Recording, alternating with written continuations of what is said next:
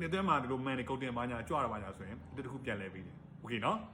ဒီ3လက်ကနေရာဒီပို့လာပြီးတော့ကျွန်တော်စီမှန်လာလဲတာဒါဒီမှာကိုင်းပါနော်ဒီနှစ်လက်ကပိုင်ရှင်တယောက်ဒီအပြာ Raven Ferrari ကတော့ပိုင်ရှင်တယောက်ဒါက GoPro ကိုဒီကနေ့မို့ပြထည့်ထားပေးပါတယ် Living Wear ကို camera လေးRaven Ferrari ကိုလည်း camera လေး GoPro ကတော့လူတိုင်းသိကြပါတယ်နော်အားချမှာတော်တော်လူကြိုက်များတယ် GoPro ခုတတိလည်းလူကြိုက်များတော့ဒီကွက်မှာလည်းရောင်းအောင်ပဲခုတတိလည်းထုတ်နေတော့ပဲသူကတော့ပုံစံအမျိုးမျိုးလေးနဲ့ limited edition ဘာညာဆိုတော့အရောင်းတော့အစုံလေးနဲ့ထုတ်နေကြတယ်မျက်နှာကြီးမိုင်းလေးတက်လို့ရတယ်နော်ဆိုင်ကတော့56 Living Wear ရောပူ site ကပူကြီးသွားတယ်ပိုပြီးတော့ခုံးတယ်